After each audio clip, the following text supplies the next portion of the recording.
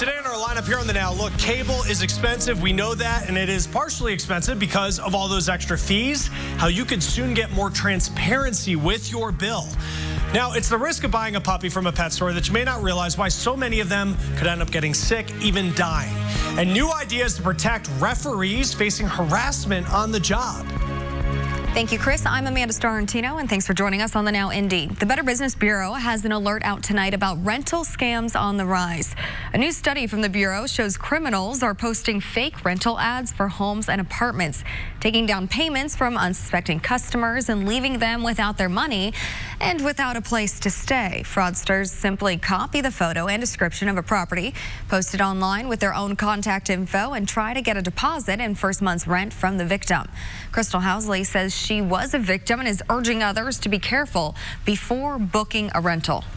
My advice is do your research, watch all the emails, make sure you actually go to the building and see what their rental application looks like, and just be aware that it is very real out here, and that sometimes the scammers will contact you back to get updated information to see even if that house has been rented. So just be aware, it is serious. If a property asks you to send an unusual form of payment like a wire transfer, consider that a red flag. Also, you should always try to meet the landlord in person rather than just over phone or email. Well, imagine not seeing your dad for about a year, then getting him as an early Christmas present. That's the amazing surprise two Indiana siblings got today. Ian and Haley Roll's father, Paul, has been deployed since the middle of last school year with the Army National Guard. They did not expect their dad home till January. But today, Avon Intermediate Elementary School gathered for what they thought was a fun assembly with games and activities. Ian got blindfolded and had to guess who was behind him.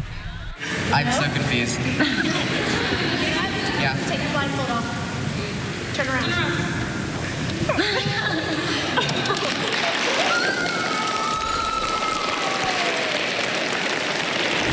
Just a lot to take in after being gone that long, coming back, and when I left he was only about this tall, and now he's as tall as I am. So. The kid's mom, Stephanie, says it was last minute learning Paul would return home in time for Christmas. Even had to hide in their own house the last 24 hours so he would not ruin the surprise at the school. The big reveal. Oh, my heart. Skies are clearing across central Indiana, but not everywhere. You can still see some clouds as you look to the north. Temperatures, they're falling into the lower 20s tonight. We're not that far right now. Temperature in Indy sits at 30 degrees. When the sky's clear and the wind is calm like this, temperature will fall off rather quickly. That has happened. The sun already set.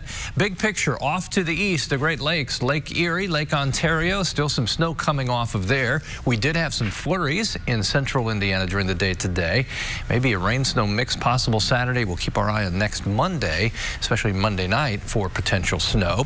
Temperatures 24 in Peru to 38 in Bedford. Will all be united, though, in the 20s. Our skies clear for the rest of central Indiana, and that means you can enjoy the full moon rising as we go through the evening. Let's start the Now newsfeed. Criticism of the FBI for how it investigated the Trump campaign in Russia. The Justice Department's internal watchdog told Congress that he's concerned about, quote, basic and fundamental errors by the agency. The report did say the investigation was not motivated by partisan bias. YouTube doing more to keep it clean. The website says it will take down videos that insult people based on race, gender, and sexual orientation. The company will also stop videos with veiled threats of violence. Doctors say there is hope in fighting an aggressive form of breast cancer. The Dana-Farber Cancer Institute tested 2 experimental drugs. They say one showed the ability to treat hard-to-reach tumors that are in the brain.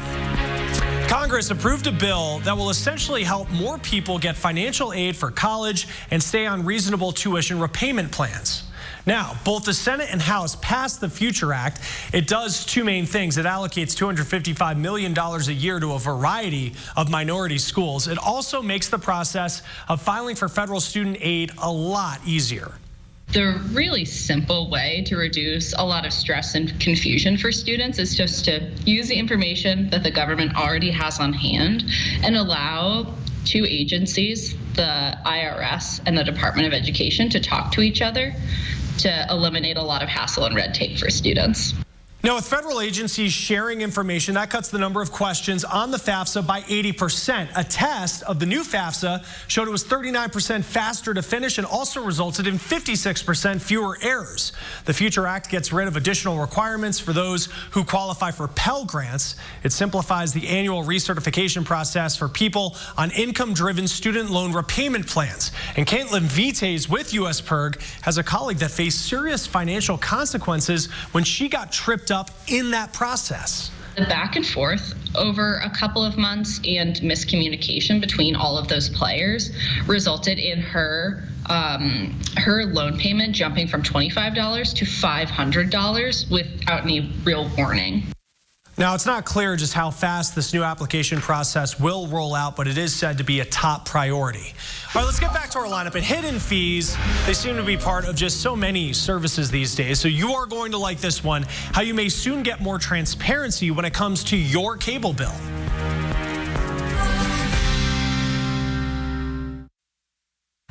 Welcome back to the Now Indy on RTV6. It may have been cold, but it was a success. Remember, we showed you this video yesterday. The principal and staff of Shelbyville Middle School sitting in a cold school bus to raise money for a student. Today, we learned they exceeded their goal of raising $2,400 in 24 hours. They raised $3,100. That money will go to the family of a 7th grade student who was just diagnosed with a form of brain cancer. He'll be going to Cincinnati almost daily for the next 6 weeks for treatment, and the school wanted to help out with expenses. The bus moved around the community yesterday, raising money at each location.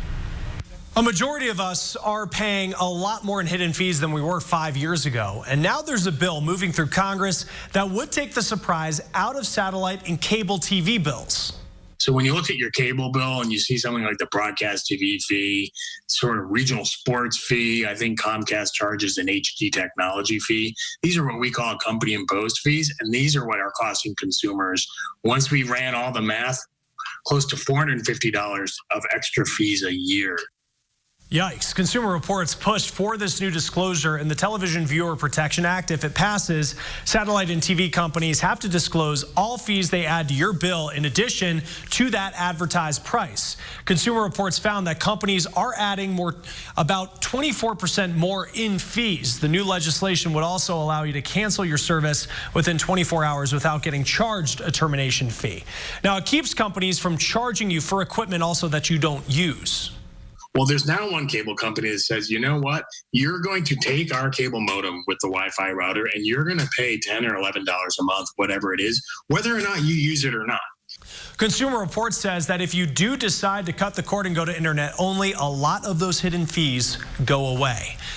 Well, Time announced that Greta Thunberg is Person of the Year. That starts the Now newsfeed. The Swedish 16-year-old has really made a name for herself as a climate change advocate. She is the youngest ever named to this spot. How about this? Calories may not be the only thing listed next to food that you see on menus. There's a new study that found listing the amount of hours of physical activity that's needed to burn off that food could also lead to healthier choices. Could you imagine seeing that on the menu? The study out of the UK says if that information was listed next to food items, it would cut about 200 calories per person per day. Well, Redbox getting out of the gaming business. The Verge is reporting the rental company will no longer offer physical game discs at its kiosks. You'll still be able to rent games through the rest of the year. All right, let's get back to our lineup. We have a warning about that puppy that you may be thinking about bringing home from the pet store, why so many of them get sick and even die. RTV6 is working for you. When it comes to businesses in America, women-owned companies make up about 40%. Now, although that number is on the rise, Annie Taylor found out that women face different challenges in order to achieve success. 11.6 million businesses are owned by women, but MP, the director of entrepreneurship at CU Denver, says a majority of those businesses are small. He says women aren't achieving success at the same rate as men because they're outnumbered. The biggest challenge is being taken seriously. And that's a challenge that comes in not just in starting a business, but it's also a challenge when it comes to getting funding for a business. Besides landing investors, MP says it's hard for women to find mentors and connect with a network of other entrepreneurs to help grow their business. Sarah Ortega with Sarah O Jewelry knows a thing or two about the struggles of owning a business. Despite the disadvantages, she says women have an edge that helps them. We're humble people. We like to collaborate with other people. We really feel emotion. A downfall, women are our own worst critic. If you can learn to take that negative self-talk and be like, not today, I'm not listening to you today. I'm going to grow, I'm going to build something beautiful. And if you can take that away, that's when things start to change. Male or female, both Sarah and MP say mistakes will happen when owning your own business. That's probably the most important thing about being an entrepreneur is not being down and out about these mistakes. If I make a mistake, I'm like, okay, cool. Where do we go now? How do we take that mistake as a learning experience and grow from it? One company who's a big advocate of women-owned businesses is Secret. Every Wednesday in the month of December, they are encouraging people to shop at a woman-owned business. Annie, thank you. Now turning to what is really a sad reality about the sources of pets here in the United States. There's a survey by the ASPCA that found 1 in 4 people knew someone who bought a puppy from a pet store that ended up getting very sick soon after. Now, nearly half of those sick puppies ended up dying. The ASPCA says it is risky to buy from pet stores because they end up getting their animals from commercial breeders. Commercial breeders breed puppies at every heat cycle. They keep their dogs in horrific conditions. They don't have regular vet care. They often don't have regular food and water. Now, pet store puppies that survive their illness can mean hundreds, even thousands in veterinary bills. Treatments for everything from kennel cough to lifelong painful disorders that can come from not being bred properly. Now, buying a puppy online, it's equally as risky for a lot of the same reasons. Plus, you think of online, well, it's just a hotbed for scams. The ASPCA says there are responsible breeders out there, but you really should go and visit them in person. Now, they do prefer going to local animal shelters or rescue groups if you are looking for a dog. The adoption counselor will really try to point you in the right direction, and they often know so much more about the dogs than you might know just after walking through the shelter itself. Now, there is a movement of cities and states banning the sale of commercially bred animals at pet stores. About 300 cities and towns, along with 2 states, have laws. New York State could be next. There's a huge group of people working overtime to get all of your online purchases and the gifts you ship to their proper destinations in time for the holidays. RTV6's Alyssa Donovan explains how shipping giant FedEx manages the millions of additional packages they deliver this time of year. It's the busiest time of year for holiday shipping, and here at FedEx, these couriers are expected to break records when it comes to how many packages they'll be delivering. These couriers start bright and early, sorting packages and scanning labels before loading up their trucks and heading out for deliveries. And this time of year, their days last much longer, anywhere from 10 to 12 hours. FedEx kicked off their peak season, shipping more than 33 million packages on Cyber Monday, and they expect to continue to shatter previous records as we near Christmas. Staff considers this their own Super Bowl. During the off-season, drivers will average 80 to 100 stops a day to deliver packages. But during the month of December, some of these couriers will make up to 200 stops in a single day. Starting next week, FedEx adds their seasonal staff to help with sorting so that delivery drivers can get out on the road that much sooner. They're working hard, delivering excellent customer service to all of our customers. So we provide additional food, hot meals when they come in off the road, and just some camaraderie and holiday cheer to keep them going through this challenging time of year. The last day to ship a package for 2-day delivery is Friday, December 20th. I'm Alyssa Donovan, RTV6. Well, take a look at the Christmas lights at the zoo. White River there, a little shimmer. And what a beautiful night tonight. It will be dry tomorrow night and Friday as well if you're making plans to check out one of the many light displays in central Indiana. Full moon will add a little extra light tonight as well. Temperatures warmer tomorrow. We should climb into the 40s, something to look forward to. Rain and snow chance on Saturday. I think it starts as rain and then mixes with some snow before ending. Temperature now in Lafayette 27. Temperatures in Muncie and in Greenwood at 28. Warmest right now, Bloomington at 36. What's ahead during the day tomorrow? We'll battle the clouds once again. The wind will be a little stronger, gusting over 20 miles per hour, but it's out of the south. That will take our temperatures into the lower 40s, just above average for this time of year. As you look at temperatures from north to south, low to mid 40s, what's expected.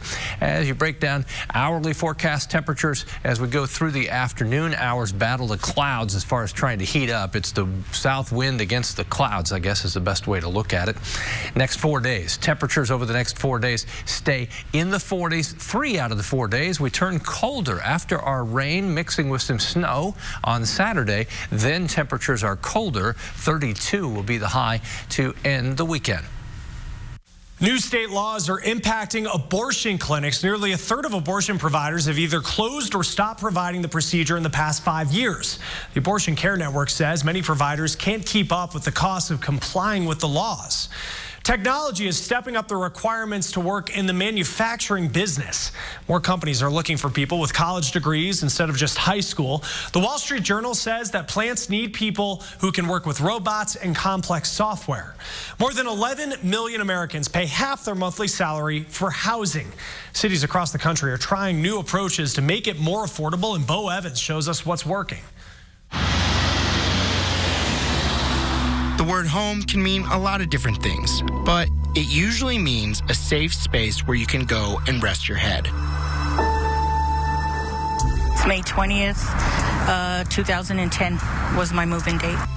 The Sun Valley neighborhood is affordable housing run by the Denver Housing Authority. The one with the second direct TV, I have like pumpkins. I celebrate all the holidays. It's been Lisa Sign's home for a long time. When Lisa first moved here, she says, it wasn't such a great place to live. There was a lot of nonsense by the neighbors and a lot of crime. I was kind of scared to come outside and leave. I used to keep the kids inside.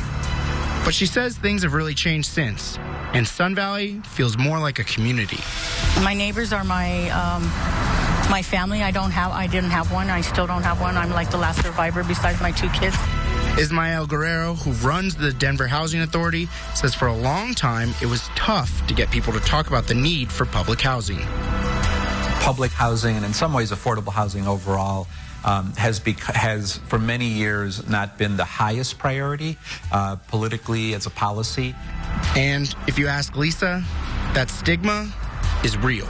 I remember once my son's friend from middle school knew that we lived here. He invited his friend to spend the night, but once his mom knew he lived here, he wasn't allowed to come over, and it kind of made my son feel bad. But that's changed. But Ismael is trying to change the narrative around public housing, and he's trying to make Sun Valley look more like this.